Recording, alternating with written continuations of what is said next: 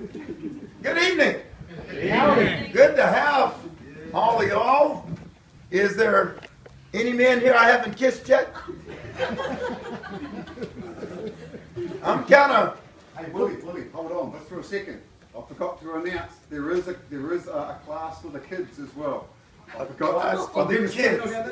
And so, young kids, my wife's down there in the blue t-shirt, and so if the little kids want to follow my wife, maybe go out the 11 years and under, maybe you go out that way, and then follow out the back. See you later, again. That could have been disastrous.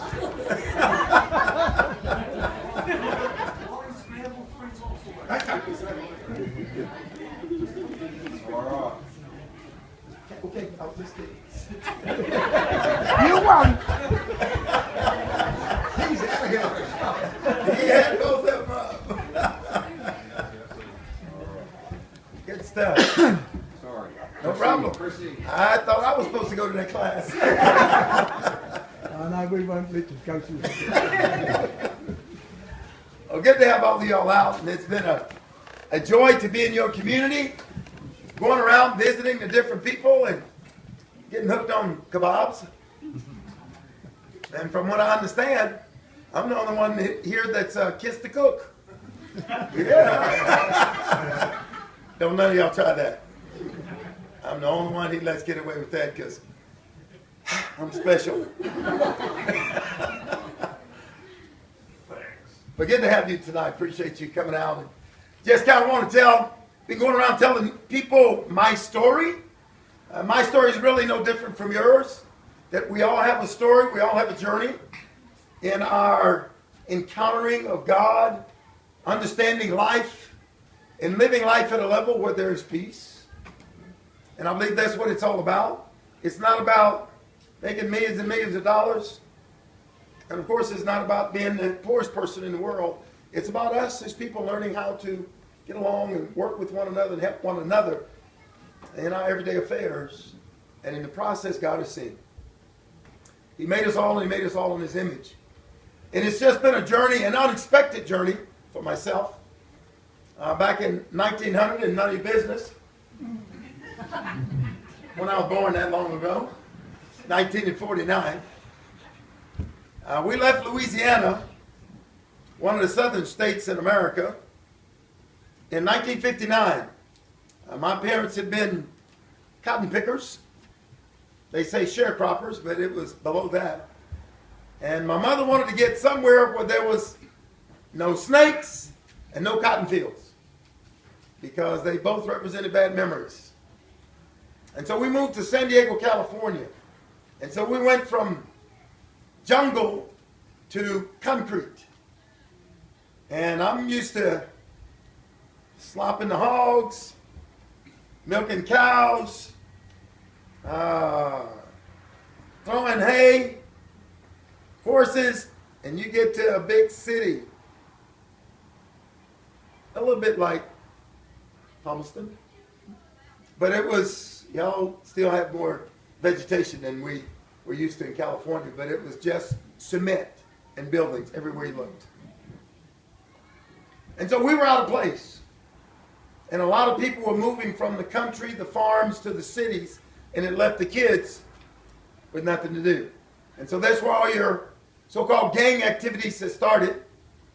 And kids start getting in trouble because they have so much time on their hands, and so they start vandalizing the towns, the shops, the stores, the people. My mama didn't play that. I don't know what your mama was like, but my mama, she liked to give you pain. And one of the things you do not do is you don't look her in the eye. When she's looking at you, you look at the floor. Because that was a sign of rebellion to look her in the eye, because otherwise she starts swinging. I have 8 sisters, 4 older, 4 younger. I am the Oreo middle. I'm the sweetest. And I have 2 brothers. They're 5 girls away, so they were no help. I have had my fingernails painted, my toenails painted. I've had my lips painted. I wore earrings. When I had hair, it was braided. And fortunately, I had a dad that, before he left, he was determined, he said, that I was going to be the toughest boy around. And so when he came home at 5 o'clock every day, nobody in his household could pick me up. And very few could pick me up anyway. My son weighed 50 pounds at 2 years old. And I was about the same size he was. He was 100 pounds at 4 years old.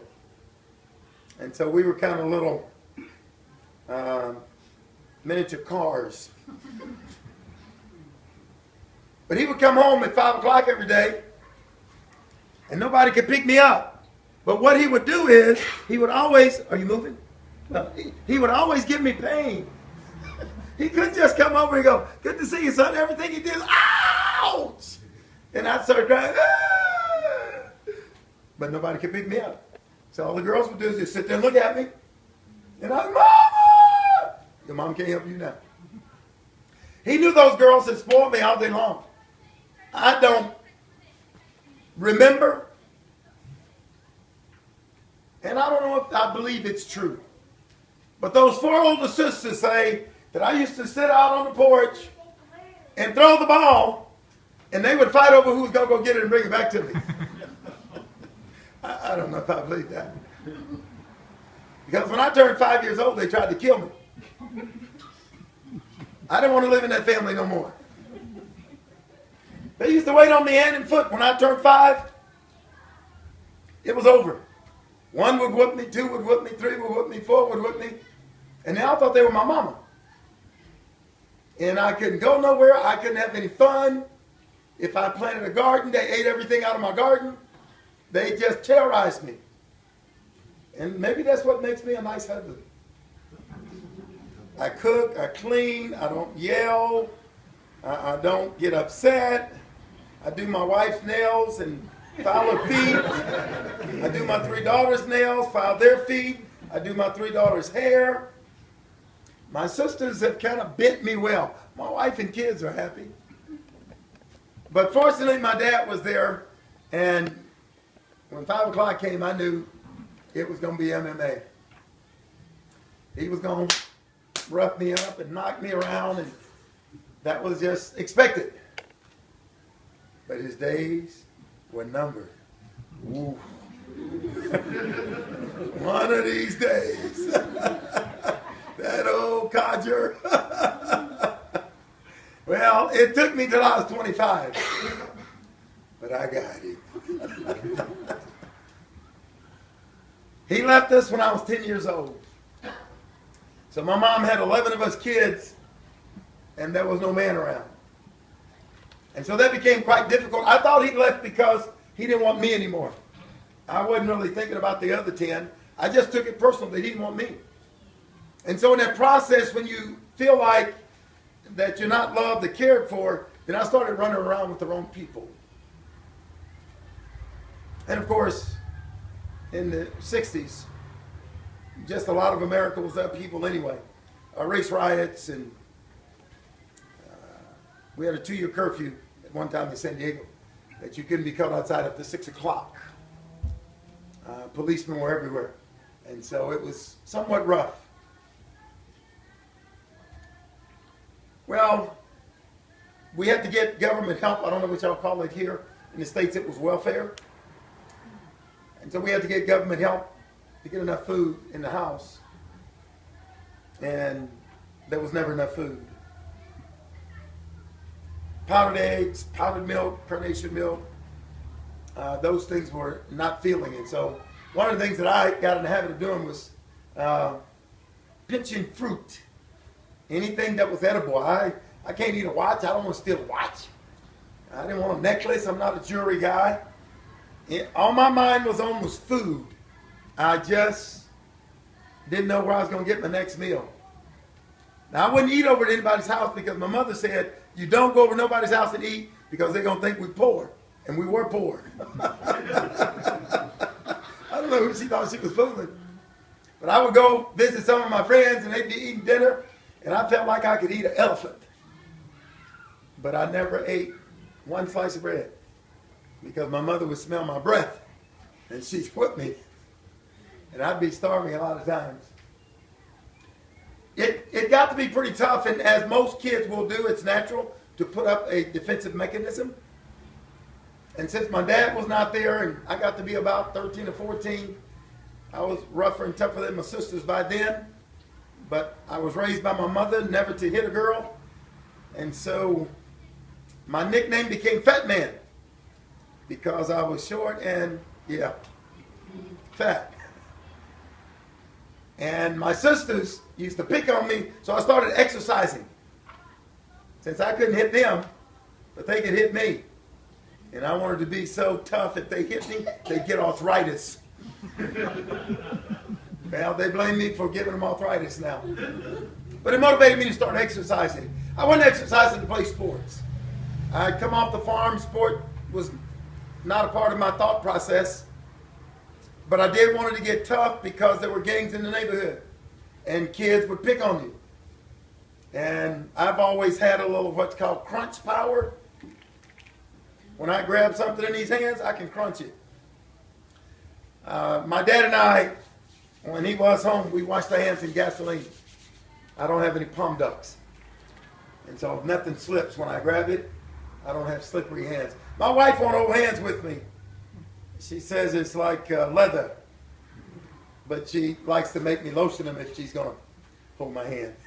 I'm not a hand holder. But in that process of growing and starting to exercise, you start wondering about life. At that time, there was a lot of prejudice in America. That is, between blacks and whites. There was a lot of issues. People would drive through neighborhoods and just shoot guns in the houses. And both sides, black and white. Teenage kids would be driving cars up and down the street. And if they saw a black person, they'd beat him up. If they saw a white person, they'd beat him up. There was just certain places you couldn't go if you wasn't with about 10 or 15 people. And so it became very dangerous. Unfortunately, my mom always let me have a dog. And I've always been able to train dogs. And any dog that I have, he bites. My dad had said if you own a dog, he needs to earn his keep if you're going to feed him. So I got dogs now, and people don't pet my dogs. I feed them for a reason. When I'm not around, they can smell you. And they protect my girls. Because boys, having daughters, boys think they can outsmart us dads. And I like to see my dogs run down some of them little guys. Because it would bother me if I had to bite you. Yeah, I don't want to bite you, man. Now, it won't bother my dogs. And I'm 64, and you might think you can outrun me. But you ain't got to run my dogs. Caught a guy recently stealing out of my car. I didn't put the dog on him, but the dog heard him. And I didn't say a word. It was after midnight. He started walking. I just walked behind him. And he walked straight to his house. And so I knocked on the door to tell his parents what he was up to. But I remember when I was doing those things as well. So I tried not to be that harsh on him. But by the time the 60s was moving through, the race riots that was going on, there were about 25 gangs after school, almost on every corner around the school. And so everybody had to be in some type of gang just for protection. Filipino gangs, Japanese gangs, Samoan gangs, Hawaiian gangs, black gangs, white gangs. Everybody was in gangs. And the sirens would literally go off when the school bell rang. And it just became chaos. Pretty chaotic. And I was never in a gang, so when the bell rang, for the next 5 miles, I sprinted home. Because I knew a lot of kids were going to be getting in trouble. In America, they have a facility called juvenile hall. That's where they take young men, young boys, girls, if they get in trouble with the law and they're under 18 years old. It's called juvenile hall. And not a nice place. And the people are pretty rough as well. And so life in those days was pretty tough. I had 2 pair of pants and 2 t-shirts to wear to school for an entire year. And so everybody at school talked about what you wore. In fact, they could play prophet. They could tell you what you was going to wear the next day. Because they had figured out you only had 2 pair of pants and 2 t-shirts. Now, I was short and wide. I wasn't very fast. But if I got my hands on you, you still feel it next week. And so a lot of the kids that teased me, they would run and I couldn't catch them. Because I couldn't run. I waddled.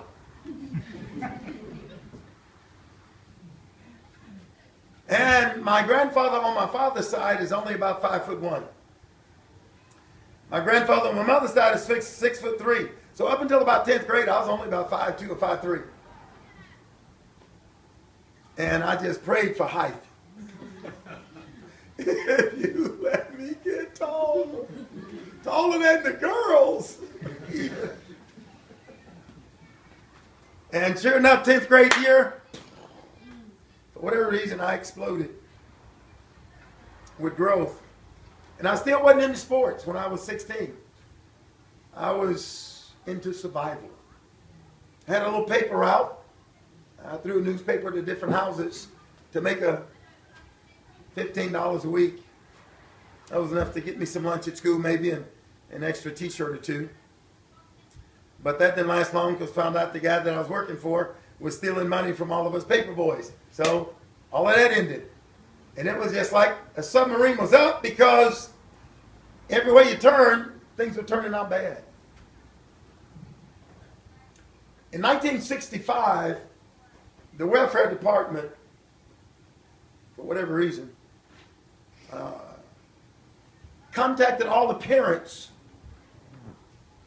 that was on government support, what we call welfare.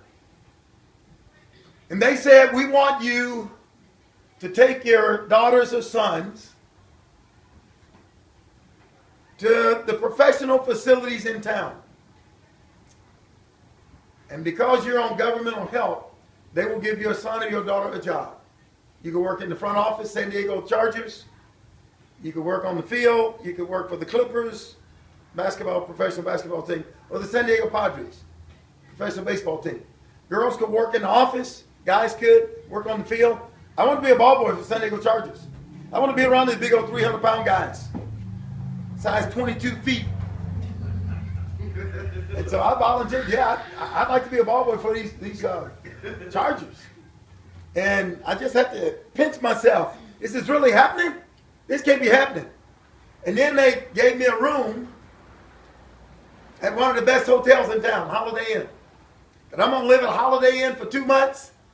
Oh boy, I'm telling you, I thought I'd died and gone somewhere like paradise. Because I no longer had to fight 8 girls for a bathroom. I don't know why women think they own a bathroom. There were 9 women in my house in 1 bathroom. Hence this haircut. My 3 brothers and I, we're there lined up. Oh, we gotta go. We gotta go. And they're like, die. We hope you die. Locking the doors. And so to get to that hotel, it was like, oh, there is life. That was amazing to have my own room and my own bathroom. I didn't get, of course, to stay there all day because I'm up in the morning at 6 o'clock and you don't get back home until about 10 o'clock at night. But boy, when I got home, that was sweet. And of course, there were a lot of players there that were world-renowned athletes. In America, they call Hall of Famers. John Hadle, Lance Allred, Paul Lowe, Ernie Ladd. Ernie Ladd was the first black guy I'd seen that was 6'7", 320 pounds. I'd never seen a man that big. He wore size 22-inch shoes. I mean, you just sit there gawking. Just to see the size of these men.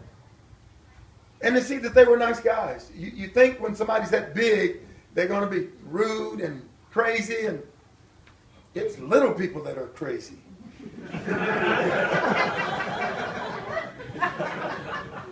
It's little people that hurt you.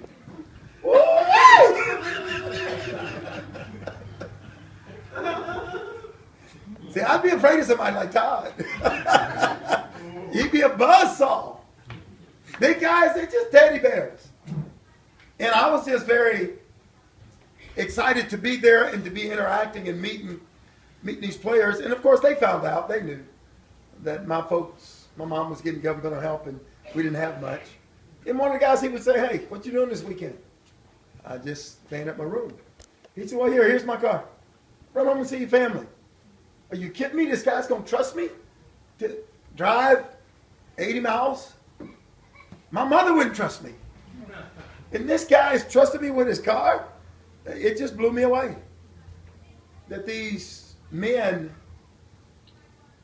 were willing to share, were willing to allow this little kid to do something like that. It really started opening my eyesight up.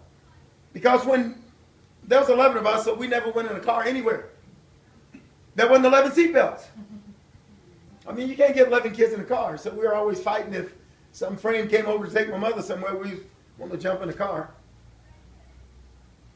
Now, my little brother, he almost got killed by my mama. Somebody let my mother borrow one of her cars. And she's going to the store, and of course we were screaming, "We want to go without the girls." And for whatever reason, she said yes. She took me and my little brother. And back in 1900, none of your business, these cars didn't have shock absorbers. So back then, when you turned the corner, everybody turned that corner. Even the car. Ever anybody take a turn, you took a turn. Well, those old doors, they didn't open up. When you pull on the door, they didn't open out this way. The handle was up by the front door, and it opened out. And the handle set up. And my mother turned the corner, and he had his hand on that thing, and when he turned the corner, the door opened, and he went out. And I'm sitting there going, "Ah! Ah!" My mother said, "Boy, what's the matter with you?" "Gary is gone." And I look out the back window, and it's a dirt road, and he just tumbled behind the car. And she was only doing about 40 miles an hour. And she ran back there, and she said, "Are you okay? Are you okay? Are you okay?" And he said, "Yes, ma'am, I think so." She said, "Don't you ever have that habit again, I will kill you." I said, "Man, you should have told her you was half dead. She almost killed you." I mean, she beat him all the way home. Anybody want to go to the store? No, I don't want to go to the store. No, not me. I don't want to ever get in the car again.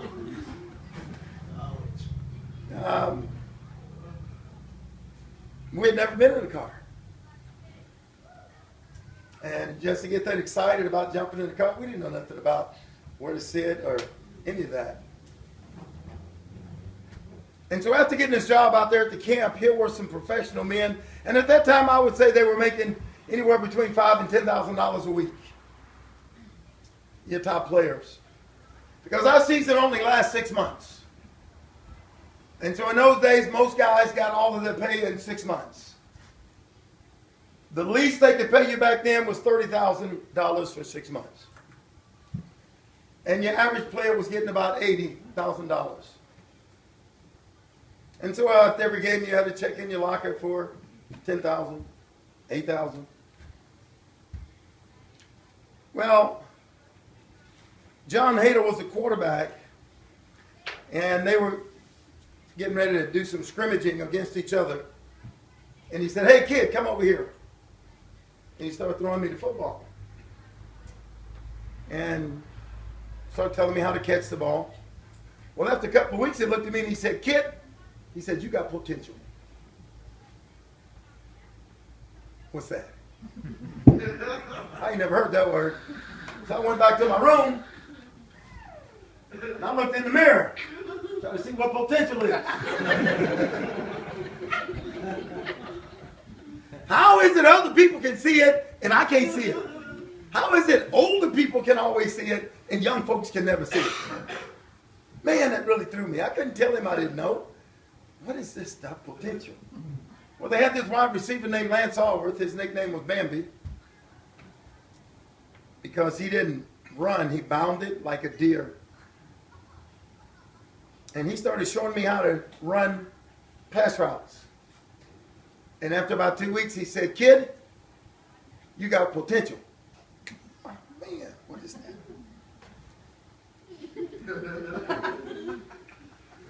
What is this potential? I got it, and I don't know I got it. What do you do with it when you know you got it? Nobody around me ever used that word potential.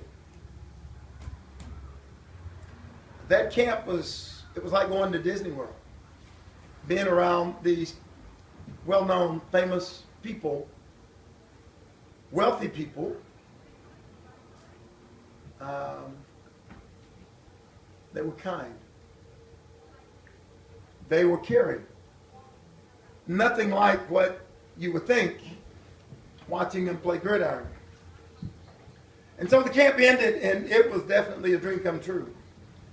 In fact, after camp ended, they told me if I came to the game that I could be on the sideline during the games all through the season, which, of course, was something else unexpected.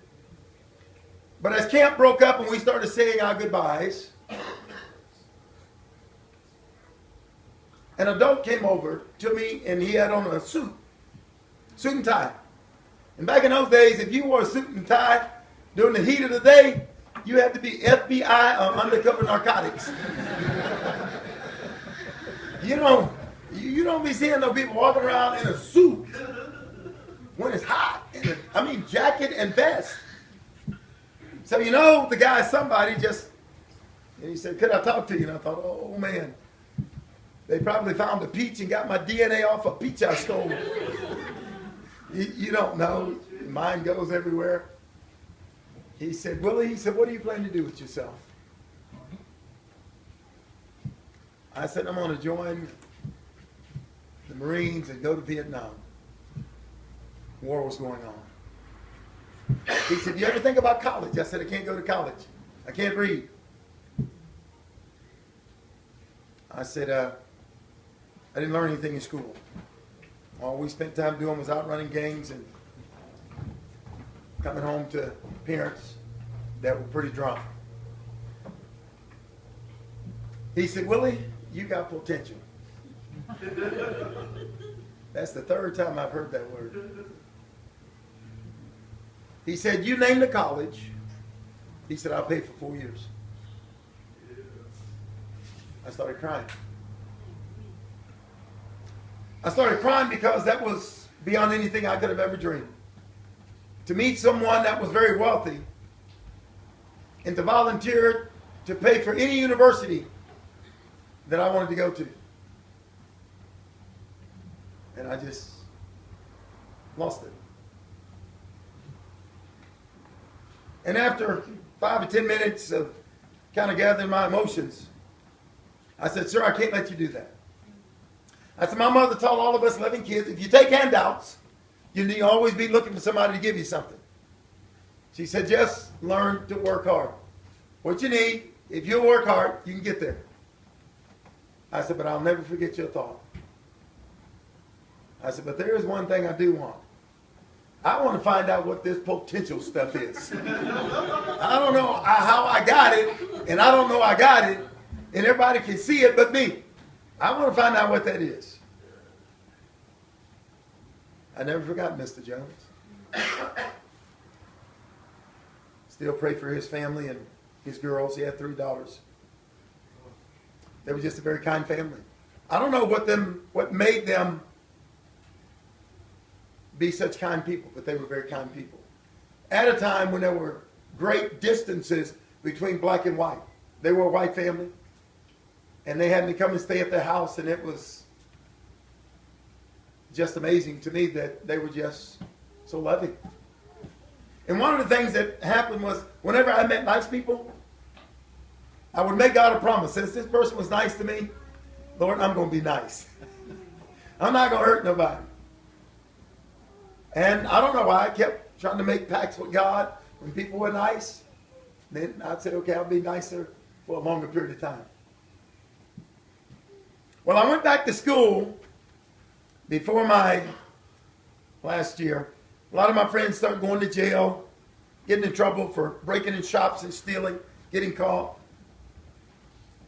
Well, these guys had told me I had potential, so I went back to the coach of the football team, and I said, Coach, I want to play wide receiver because Lance Hallworth told me, and John Nadel told me, and some other FBI guy told me I have potential. And he's like, yeah. I mean, this coach don't know me from nobody. He said, yeah. Everybody and his dog wants to play wide receiver. Get out there. Well, he didn't know I was being taught by a professional. He didn't know that one of the top quarterbacks in America was throwing the ball to me every day. And everything they threw me, I caught it. And they were shocked.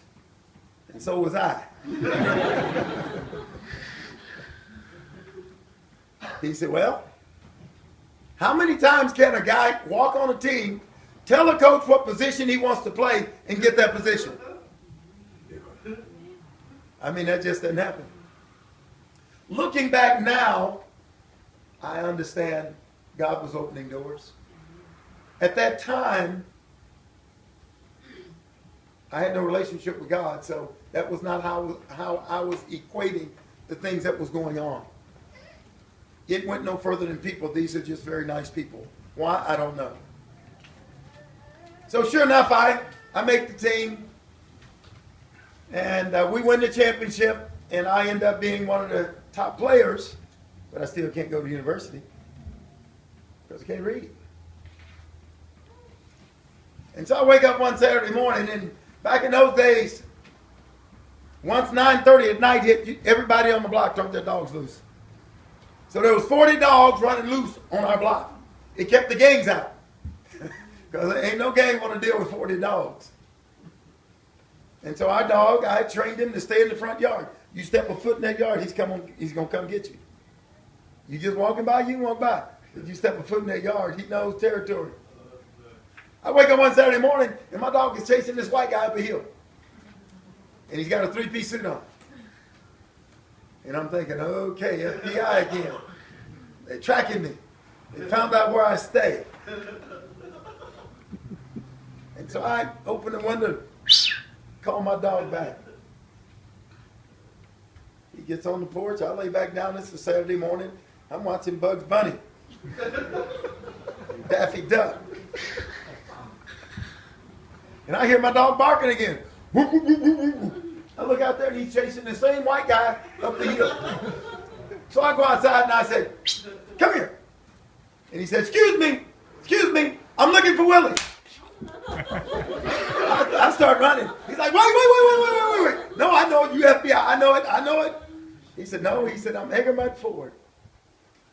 I'm from a 2-year college out in Arizona, and we know you can't go to a 4-year university, and so we'd like to get you to come and play at our school. I don't see no more cop cars. Maybe this guy's telling the truth. Well, he came in and sat down and started talking to me about coming and playing football at that particular school. And I said, okay, I'll think about it and I'll contact you. Well, had a little girlfriend.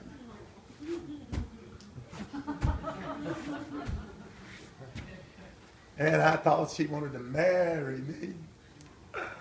And she didn't. Found out she had 5 other boyfriends, and I wasn't even in the top 5. I said, that's it. I'm getting out of this place. There's nothing in California for me. Coach Ford, I'm coming to Arizona. He said, okay, catch that 106 Greyhound bus. I didn't know nothing about no 106, but I went down, told my mama and family bye, and got on that Greyhound bus. And that was the last that I would see of my mama, my sisters in San Diego for almost 5 years. Couldn't afford to go home, didn't have any money. They couldn't afford to bring me home. And back in those days, we didn't have enough money for long distance telephone call either. So it was just out of sight, out of mind. You just learn to block those things out. Bless you. And I get out there in Arizona, And I'm thinking I'm going from bad to better, and it was from bad to worse. I didn't know there was hardly no black people in that town, and you couldn't rent a house if you were black. And so Coach Ford had got a friend of his to let 8 of us black guys live in a 2-bedroom house. 4 guys to a room. And one of them weighed 500 pounds. I've never seen a man that big. He had to turn sideways to get through the doorway. He broke the toilet. He broke every chair in the house. He broke the floor.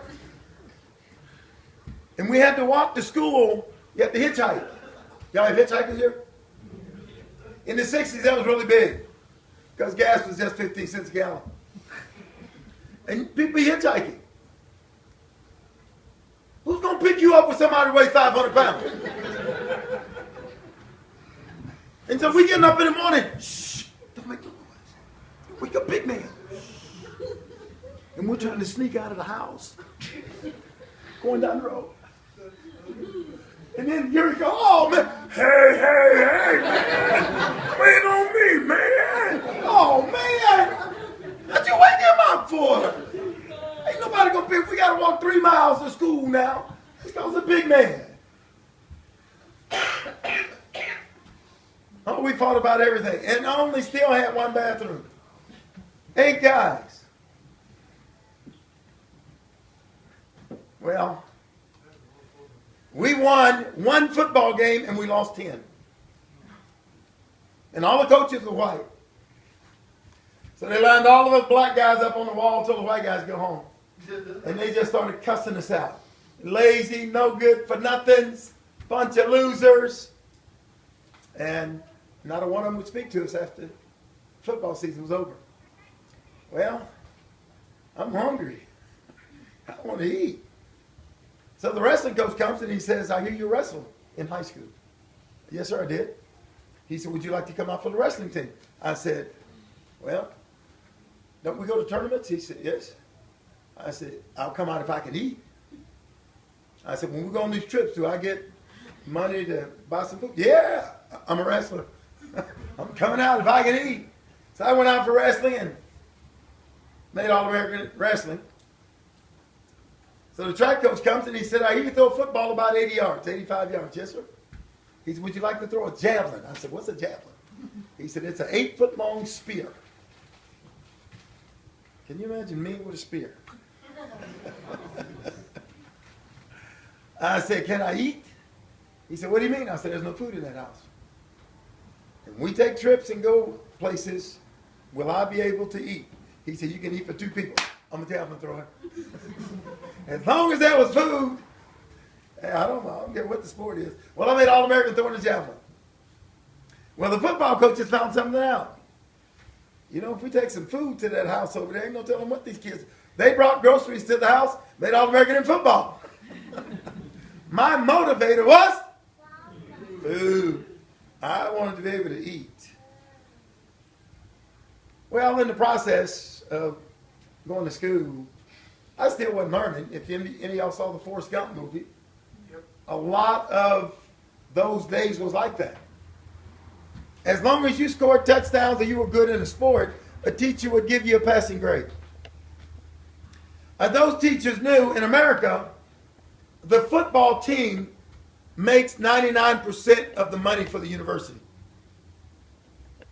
My son just finished playing in the SEC, which is the toughest conference amongst all of the universities.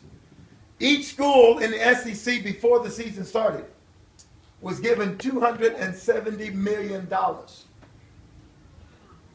Television contracts. Nike and Adidas. Y'all say Adidas? Adidas? Yeah, we say Adidas. Under Armour. And so each school has signed with one sports company. Adidas, Converse, Under Armour, and those schools get so much money from those companies. And so it's a big business today. In those days, it was not. In those days, we got $15 a month. You could go on a football field and get your neck broke. but you only got $15 a month. It took more than that to wash your clothes on the weekends. And if you had a girlfriend, you can even take her to McDonald's. Especially with the prices y'all got here in New Zealand. $12 for a cheeseburger? Man, I'm going to get me a kebab if I'm going to do that. I'm going to get something good, not something greasy.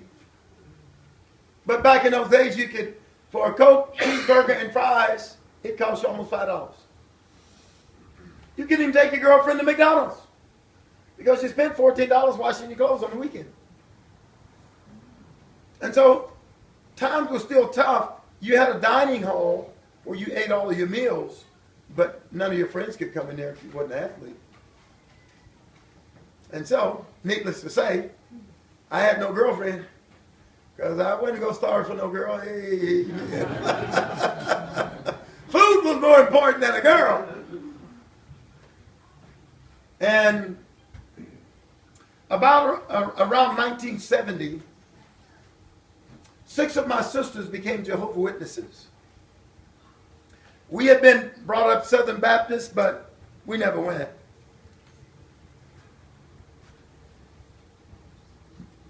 And my sisters, none of us drank. Our parents were alcoholics. And so my mother came home many nights just out of control drunk, throwing up, waking us kids up to cook her something to eat because she was hungry. I disliked alcohol, still do. I've never touched alcohol. I will never touch alcohol. I saw it destroy people I loved. I've never done drugs. Got a brother that's being destroyed, legally blind, drugs. Got a sister that's a cocaine addict. I've seen these things destroy people that I know and love. In fact, we don't even know each other anymore because that stuff cooks the brain. And so when my sisters jumped off in this religion, I told them, I said, I'm going to learn the Bible and teach you all that what you are teaching is wrong, because when they became Jehovah's Witnesses, they started drinking and going out to the clubs. I said, I've never heard of a religion that drives you to drink. That don't even make sense. I mean, just common sense. Anyway, I transferred to Oklahoma University. And one of the things about Oklahoma was they always had religious people on the team. There was always guys on the team that had Bible studies that talked about God. And I began asking questions. Okay, well, why is it that you white people have a problem with me because of the color of my skin? Well, some of them would say you need to go back to Africa. I said, well, my mother is American Indian. She's from America. They'd be like, well, why are you so black? And I said, well, why are you so ugly? Ask me a question. I didn't know there were black Indians until I went to Oklahoma. My mama said, boy, you've been watching too many white men play Indians on TV. Well, the American Indians have been plundered by so many other races. And so there's no pure anything, as it is with all races. And looking at me, I didn't think I would be Indian either. Don't fool yourself.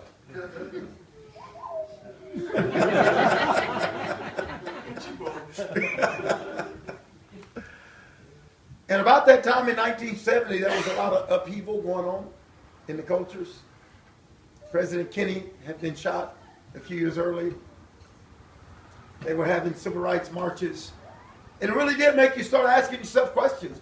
What is going on in the world? You got wars going on over in Vietnam. You got all kind of rebellion happening around the world, especially in America. It's like, what is going on in the world? And so you begin to look for answers. And life had gotten a bit better when I got to Oklahoma. Food was not an issue. You wake up every morning, 10,000 biscuits already buttered and ready. Wait, they didn't have no manuka, but they had some honey. Jam, sausage, all the sausage you want. Bacon, ice cream. Once you're on the team, you can eat all you want. I put on 16 kilos in 4 weeks. I mean, I tried to eat all 10,000 of them biscuits. I don't even know if I went to class. I'd never seen that much food. But eventually I was able to get that under control. And so a counselor called me in and she said, "What are you going to major in?" What's she talking about? Major, what are you talking about? She said, "Well, you have to have a major." What's that? I'm not a general. She said, "No, you have to declare a field that you're going to study in." I said, "Oh, that's easy. Auto mechanics." Yeah, I've worked on cars before. She said, "You're at the wrong kind of school. You want to be a mechanic, you got to go to a VOTEC school. This is a university. This is about education." That's the first time I'd heard that. So anyway, they put me in education. I've always enjoyed teaching and working with kids. And so I go to the teachers and I said, "Look, I can't read." Well, some of these teachers would bring some of their children's books, and after school was over, class and everything was over, I would go into their office and they would start trying to help me learn how to read. And that always touched me, that here were teachers with master's degrees. High school teachers wouldn't take the time with me because they didn't live in our neighborhoods. They lived in the good neighborhoods, then they drove down and taught in the bad neighborhoods, and they got out of there as soon as the bell rang. And so there was no staying after school. It's not that I didn't want to learn. Back then, if you came from a broken home, and most everybody around knew my mother was an alcoholic, they just already assumed all 11 of us kids were going to be nothing but problems. The policeman will tell you that. You're going to go to jail, you're going to go to prison, that's where you're going to end up. That's your future. Everybody said those things. And in a lot of my friends' lives, that was true. Most of the kids I grew up with are dead. That's one of the things that keeps me focused. I understand how blessed I am to have gotten out of the ghetto. When I went to Chris's house last night, we were talking about pool. They had a lot of pool halls back then. People gambled.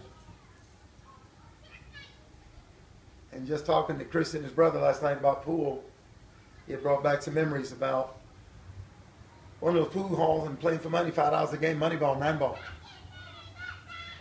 And a lot of times that's how I made money for lunch at school. But there was a singer named Donny Hathaway. Donny Hathaway used to sing with Roberta Flack. Do y'all remember? Where is the love you say you'd give to me as soon as you were free? Well, Donny Hathaway sang a song back in the late 60s, and it hit me between the eyes. It was me. It was kind of a wake-up call. Elvis sang one too, but I'd heard this song by Donny Hathaway. Little ghetto boy, playing in the ghetto streets. What you gonna do when you grow up and have to face responsibilities? Will you spend your days and nights in a pool room? Will you spread the madness in the neighborhood? Little ghetto boy, you're so young, you've got so much to grow. Nothing can reach a poor young man. Talking about the ghetto boy. Little ghetto boy, when will you become a man? You can make things change, yes, if you'll just take a stand. You've got to believe in yourself in all you do. And it's got to get better. And you'll see that others will start believing too. And my son, things have got to get better. Everything's got to get better. And I just held on to that. It just had to get better. It couldn't get no worse. That created hope. How did Donny Hathaway know how I was living? Come to find out, he had grown up like that and had gotten out. and gotten successful in the music world. So it gave me hope. Listening to those words, I knew he had been there. And so in the meanwhile, as they say, the old cowboys back at the ranch,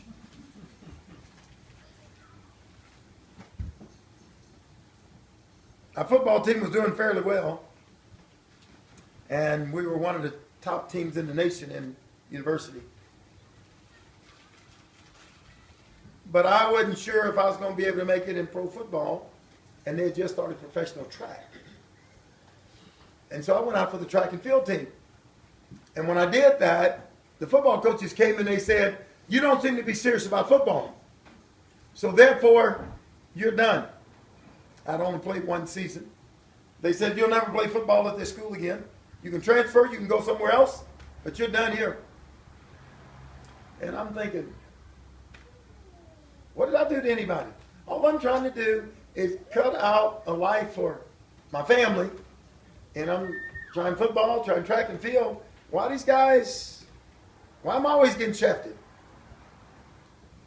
Anyway, so they made me run card plays. Y'all probably don't know what card plays are.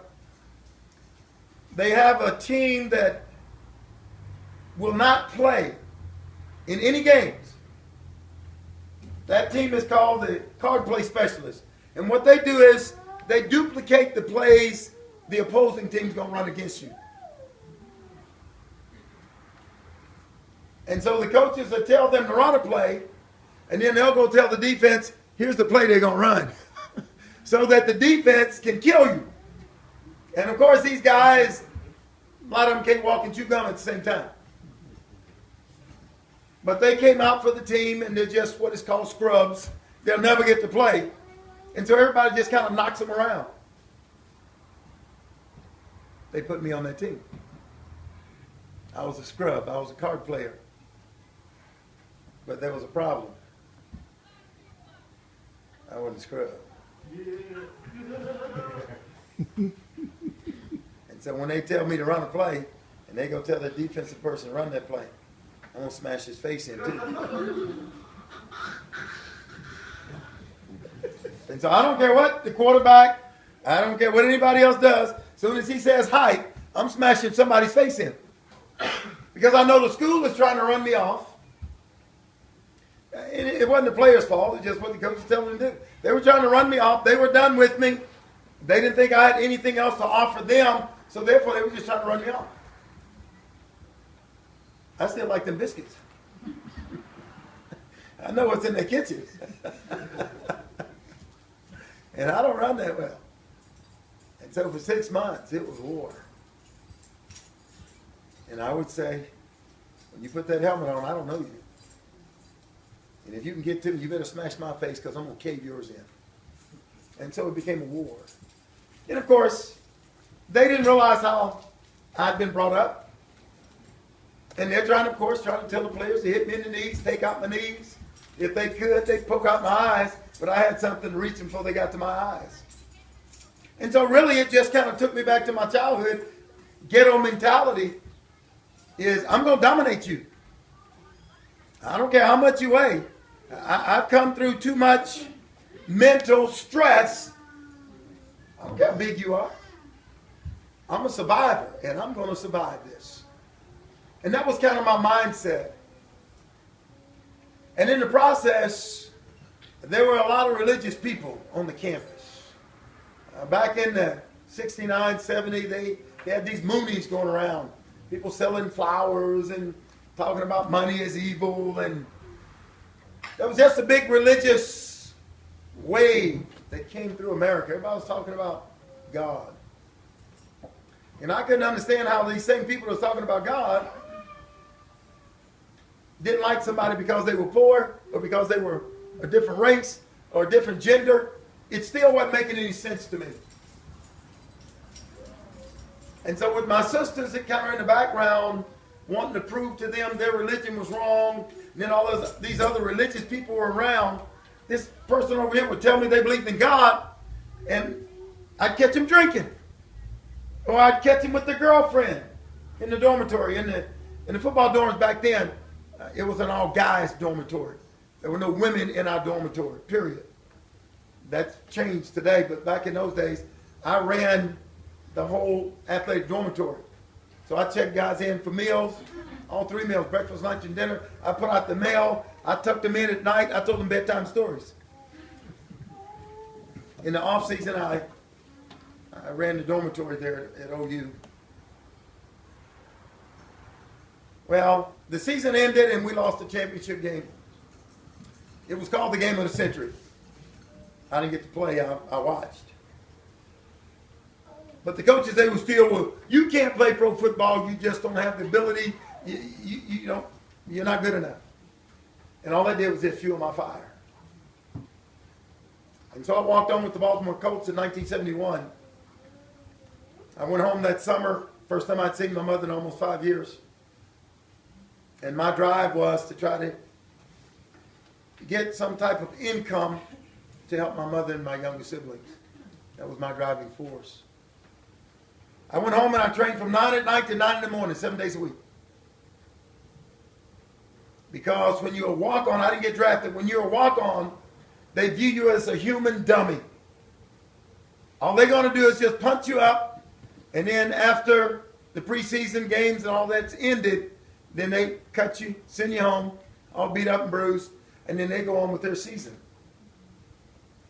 And so usually it's very difficult for a person to just walk on a professional football team and make that team. It's usually about 1 in 10,000. Very rare. Because camp is set up for 2 reasons. If you're not tough mentally, they're going to break you. The training is just that strenuous. And if you have not been training, your body is going to break down. And it'll break down in the joints. Ankles, knees, back, neck, elbows. They've done this enough to know how to push you. And when your body starts breaking down, you just told them you ain't been training. So they know to get rid of you. Or a lot of guys, they snap mentally, emotionally, and throw in the towel. They have camp set up for this reason. Because the rewards are so great, so few succeed. Because of what it calls for. It calls you to dig down and give more than you know you got. And so this is a process, and it happens every year. My son is getting ready to go through that process. He's now training, wanting to get drafted and try professional football before getting into the ministry. And I've tried to prepare him conditioning-wise, emotionally, intellectually. I had him on 5,000 jump ropes a day, 2,000 push-ups every night. Well, that would exclude most everybody in here. Well, that's the whole process. That's the way training is. It excludes you just from what it's going to demand of you. It breaks people mentally. Everybody think I made my son do it. I didn't make him do that. You like to eat? Then that's going to be your motivation. Eating makes you do those things. And my son was like me. He likes to eat.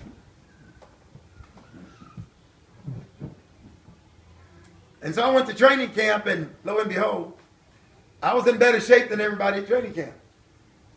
Well, guess what happened? I made the team. And of course, I was excited. I think I must have called 1,000 people. Guess what? I called my mama. I was all excited. And I started sending money home to help the family. I couldn't believe this had come true. Here I was, still couldn't read now, but I knew numbers. I knew that check said $1,500. The first check they gave me, I started shaking. Before, I'm the poor person, and I ain't worried about nobody robbing me because I ain't got nothing. They give me that check, and it's, what do I do now? Man, I drove to the bank. Drove around the bank about 6 times. Made sure I wasn't being followed. Every time they gave me a check, I went straight to the bank, threw it in the bank. I didn't buy nothing. Because anything you buy, then women come around. And then women, they got power. Hey, big boy. I didn't want no women around. So I didn't buy nothing. I just thought, best thing to do, put it in the bank. You I'd signed a contract for $30,000. And I was sending everything half to my mother, keeping half. It was just amazing to go from nothing to making $2,000 a week. I haven't been given a shortcut course in accounting.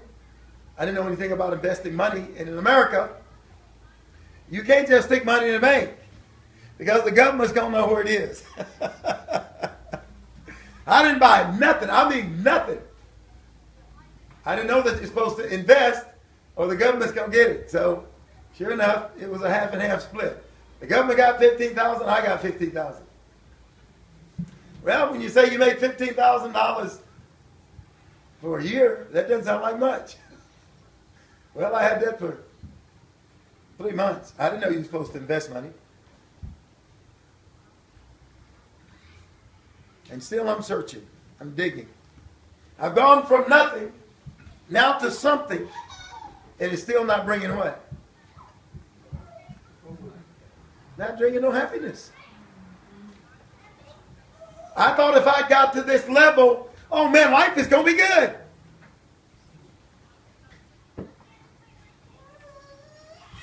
I started seeing all these guys that I'm playing with, they having problems in their marriage. They got problems with the kids. Money wasn't bringing happiness. And so in my mind still there had to be something else. What that something else is, I was not aware. But I was still asking questions. You go to church? You go to church? Okay, teach me the Bible. And so for 3 years I've been asking people to teach me about God. I was in a Jewish fraternity at Oklahoma University. Had a girlfriend that was a Mormon. All I was just doing was asking people, teach me the Bible. In my mind, there was no book that could go as far back as the Bible did. Because it said, in the beginning, God.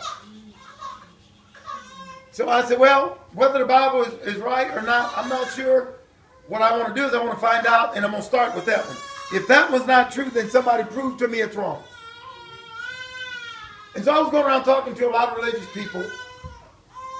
And of course, had friends that were Muslims, friends that were Catholics. My girlfriend was a Mormon. There was a lot of different religious groups.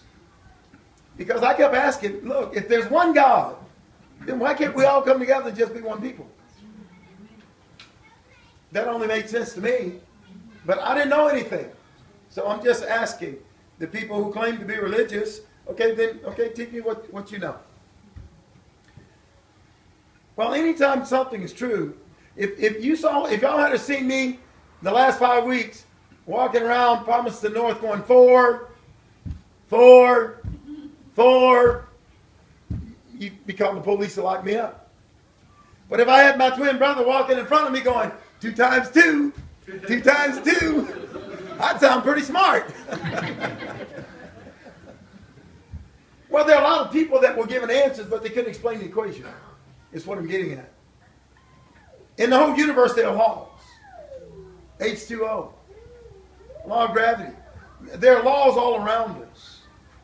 Then if we're the most intelligent being on the face of the earth, then there has to be some instructions to guide us into getting along as well as into doing things that are pleasing to the Lord.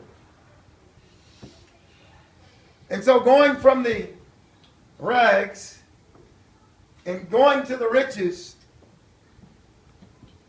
there had to be something more. I saw all the chaos. All the guys on my team was cheating on their wives. They would say bye to the wife in this town, hello to the girlfriend when the plane landed. And so it still kept me searching. And just like most of you young folks today, any of these celebrities that you see, they got problems? Yeah, I think Britney Spears got some problems. You see all of these people, they have wealth, they have success, and they're still not happy. And so it's not hard to see that those things don't bring happiness. Now, I can remember being happy when I was poor, when I had a daddy and a mama. There was security. We may not have had a lot, but what we had, it was enough for us until my father left and things got tougher. And so I've always understood that things were not going to maintain a long-term happiness. There just had to be something else.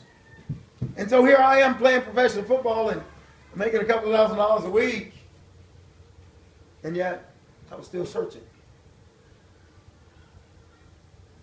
Because it wasn't just about me.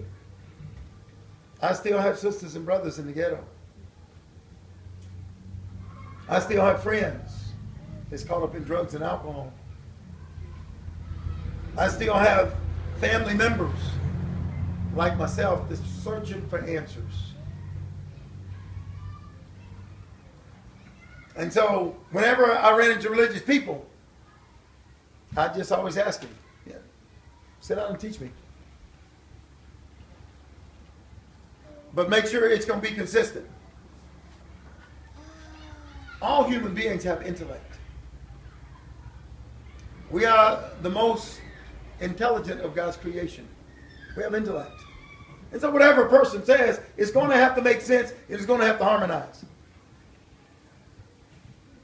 I know I didn't come from a gorilla. Now, if you don't know that, well, you got to find some answers too. Well, I knew better than that. But I wasn't sure where I came from. I didn't know what my purpose was while I'm here. Because in sports, they always taught us you're one injury from retirement. All it takes is one injury and the sport is over. A knee, a neck, a car accident. And then I had to think, okay, then who would I be? For the longest time, I didn't know who I was without sports because that had been my MO. That had been my fingerprint for so long, athletics. Who am I without those things? And of course, part of that too was my afro. So you got to use your imagination. Don't touch the fro. That was part of my identity. And as you can see, that's gone. And so I was still searching for answers, not just for me, but to try to go back and help family, help friends. Well, when my last year of university ended, I had met one of the coaches named Ron Fletcher. And he had heard that I had been going around asking a lot of questions about religion or about God. And he said, I'd like to talk to you about God. I said, nobody's following God. I've been looking for 3 years. Nobody's following God. Everybody's just got a little social club. That's all it is, a little social club. Let's go do a little lawn bowling. Okay, see you next week. Because when people came back in the community, they were not out doing anything to help the poor families. I didn't see them helping the troubled kids. Is it all about just sitting in a building? And so that didn't make sense to me. Just, that's going to bring happiness, just me showing up in a building a couple of days a week. And so I was asking a lot of questions of people about lifestyles.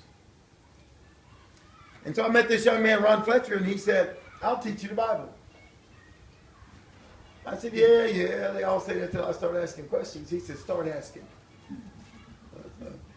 Okay, well, if it was a black person, I would say, what do you think about a white man marrying a black woman? Woo! Boy, them were fighting words.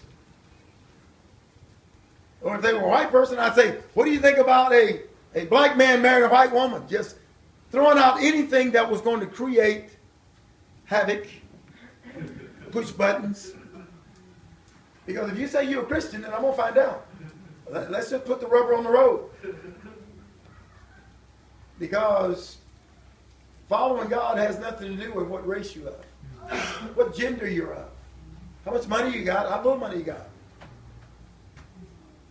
If I'm made in God's image, and there's a part of me that's eternal, there's a part of you that's eternal. And if I have something and you don't, it's only natural for me to want to share. That's not whether you're in the same religion, period. God made us all. If there's somebody with a need, if I'm following God, then I need to be trying to help that person meet what their need is. Anyway, so he come over one Saturday, knocked on the door, and I let him in. I regretted it.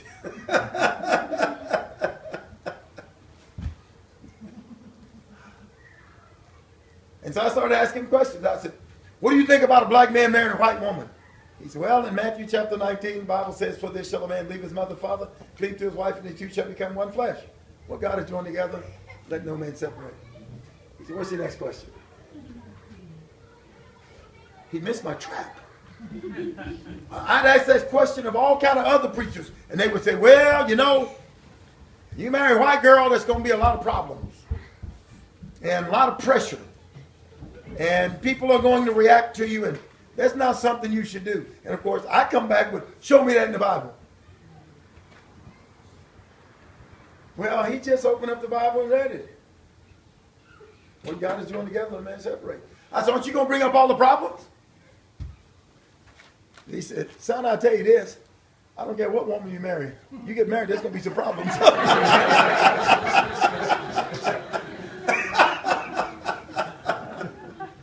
I thought, finally, somebody that just speaks the truth. Man, just speak the truth. I said, okay. I said, well, every time I turn that TV on, somebody said they seen a miracle. They saw somebody's leg grow. Somebody had cancer, they were cured. Somebody was all bent over and they were healed. I said, do you have to be on TV before you see a miracle?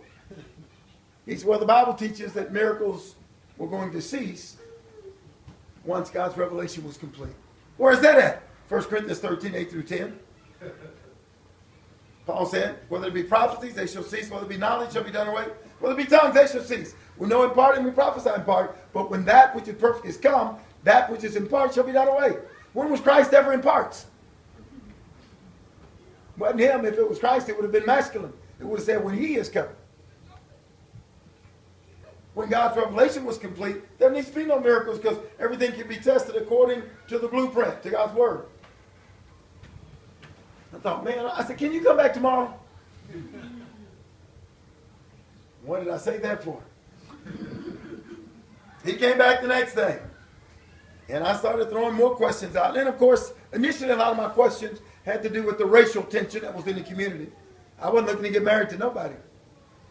But just whatever exposed a person's weakness, those were issues that I would throw out there to see if this person was genuine in what they were saying, that they were Christians.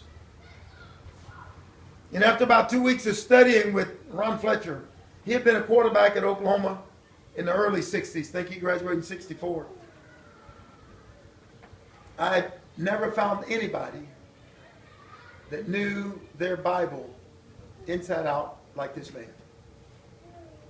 Whenever I asked him a question, he just opened the Bible and showed me what the answer was. He said, I'm going to let God answer you.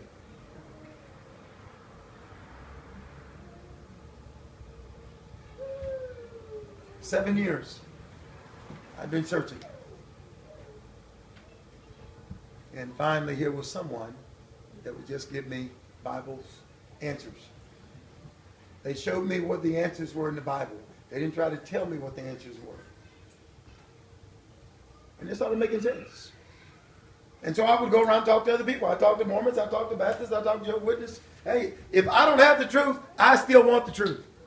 That's what I'm looking for. If it's possible to know the truth, I'm after truth.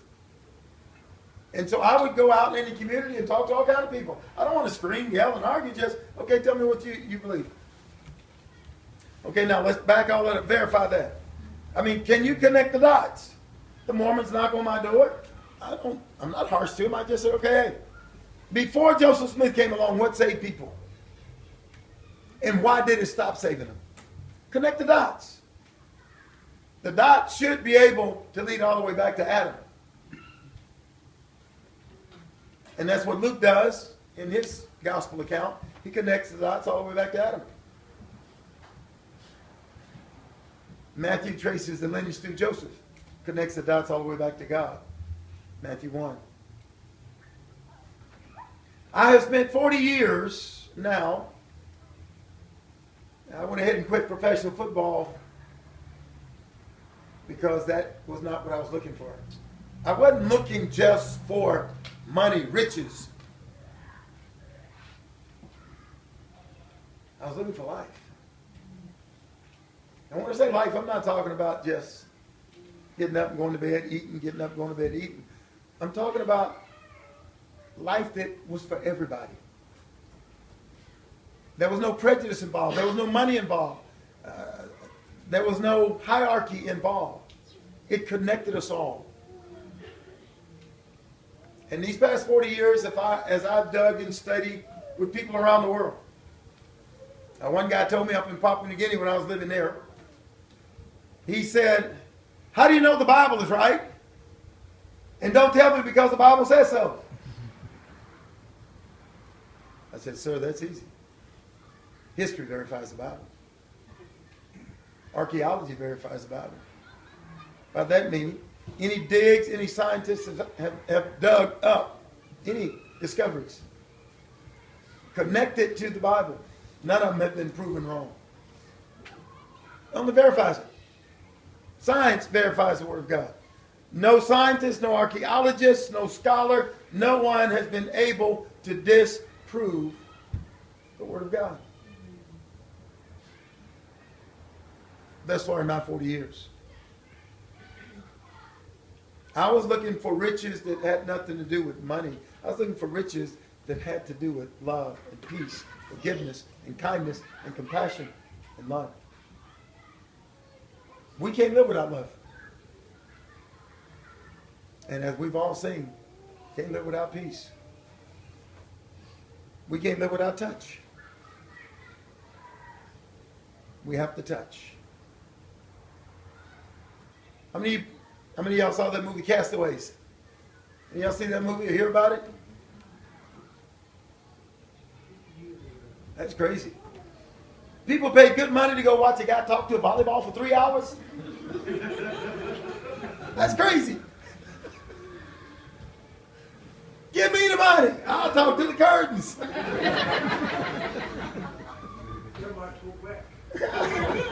No, they would. The guy gets lost on the island because he's not treating people right. And he talks to a volleyball on a coconut for 3 years. How was the movie? Oh, man, it was really good. Really? It just tells you how lonely we are as people. To go sit up in a dark theater and to see something that's very true, he didn't treat people properly. But after he got off that island, it awakened him to learn how to care about people. To learn how to love people unconditionally. You can't put conditions on that. But it just told me how lonely we all are. When people go sit up in a theater and watch a 3-hour movie that you probably do better watching paint dry. And toward the end of the movie, he's starting to get it. It's about people. The greatest education you can get is not reading a book. The greatest education you can get is meeting people from all different backgrounds, all walks of life. Rich or poor, short or tall, educated, uneducated, from all over the world. Because it keeps verifying the same thing, is that we all need one another. What's the old song? What the world needs now is love. Love, sweet love. That's the only thing that there's just too little of. That unconditional love. Not that selfish love, a lust where you want what you want when you want it. But when you learn, you can't always have your say, and you can't always have your way. It's been an amazing journey these past This April will be 41 years. And this is the happiest that I've been because I've been able to find out who I am. I have a heavenly Father that's not going to run out on me. And he has given me an example to pattern my life after. He said to love my neighbor. He said to forgive. He said to be kind. Be compassionate. He wouldn't ask me to do something I would be incapable of doing. And to me, the rags to riches, I believe the riches is love. I believe the riches is forgiveness. I believe the riches is kindness. I believe the riches is understanding and patience. Those are rich words. But they identify an emotion that's inside of us. And we've been told to take that intellect with that emotion and give that to other people.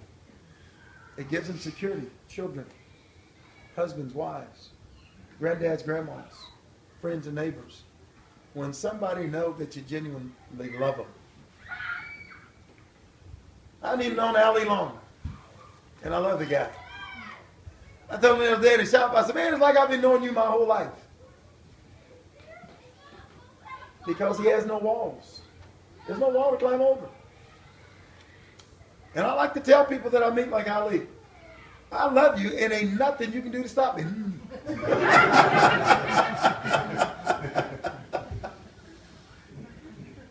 It is so freeing to be free. That I don't have to fit in a box. I don't have to be worried about somebody hurt me. To be free. I've learned as I've grown in my relationship with God, love has no color. Love has no conditions. One poet said, love cries for nothing but itself, and it desires to give nothing but itself. We are most fulfilled when we learn to love unconditionally. That doesn't mean getting what you want. No, it's just caring without any conditions. And so it's been a journey. And we'll take a break here in a moment, but I decided in 1974 to get out of professional football. Sending money to my mother, all she did was just drink more. It wasn't helping her. My brothers and sisters, they were just becoming more wild and worldly. 6 of my 8 sisters started having babies at 15. No father. So out of the 24 nieces and nephews, most of them don't even know who the fathers are. And so there's been a lot of turmoil there. But I've tried to set an example for my family. And I've tried to help them find some of the answers. One of my sisters married. She's an attorney in San Diego. She's taking the same journey I am. She started digging into the Word of God and searching for God through His Word. And we've been quite close the last 40 years. But the rest of my family, they think her and I are weirdos. They think I'm crazy because you give up money to be a poor preacher. Can you take it with you? What can you take with you? You can only take what you give away. Love, compassion, forgiveness, patience, self-control, kindness. Those things are eternal. Could anybody here give me a bucket of love? How about a big old shovel dig of kindness? Yeah. Isn't it amazing? The stuff is there, but we can't see it or touch it, but we believe it's there. And yet all of these things are supposed to be the things that unite us. How about giving me 2 handfuls of forgiveness? 4? I need a lot of it too. I don't know yet, so I can't judge you. But you have received it. You wouldn't be alive because your mama would have killed you. She always wanted you, Carl. mean, what mother hasn't forgiven their child? What father hasn't forgiven their child? What marriage, what mates haven't forgiven each other? No relationship can function without these things. To me, that's what the riches are. Because all of us have it. And it's our choice to give it to our fellow man. The love or forgiveness or compassion. And so that's a little bit about my journey. I didn't go into a lot of different details. There was some rough things going on that was happening. And that's what drove some of my sisters into drugs. My dad molested some of my sisters. There was a lot of chaos in our household. I was on my way home to kill my father when I became a Christian. Because I found out what he had done to my sisters. And so it ignited rage. And God's timing is impeccable. This young man taught me the gospel in April. I would have finished school in May. And I learned to forgive. You learn to forgive. Forgiveness is the power we all need to share one with another. None of us are perfect. And I need bucket loads, truckloads of forgiveness. With my wife, with my kids. I'm not the father I need to be. I'm not the husband I need to be. But my family knows that that's something I work at every day. Because I know that I've been blessed beyond measure. I am wealthy. I am rich. With 4 wonderful children, a wife, and anything else, we can get through anything else. Because I got support behind me. I got a rock in my family that's going to be there. And so that's just kind of a little bit. And as I said, I believe everybody here has a story. It would be fantastic if we never got tired and I could sit down and listen to each and every person's story. Man, I'd be leaving here looking like the moon. I'd be beaming. Just, it's exciting to hear journeys that people have come through and answers that they've come across. Because we all are searching for answers as to what really matters in life. And I believe that's what I found in the Lord. I don't try to force that on my family. I don't try to force that on friends or people. Still, I believe it's unconditional. But my source, I have found to be the Lord. And I try to share as much as I can with any and everyone I meet through love or forgiveness or compassion or kindness. But I sure appreciate you all taking the time. You said there's some paper in the back. Kid said there's some paper in the back. If you have some questions, we'll take a break and do some questions and answers. Things that you might want to ask about my journey, or maybe me ask you about yours. But we'll take a break here in a little bit. You're going to say something?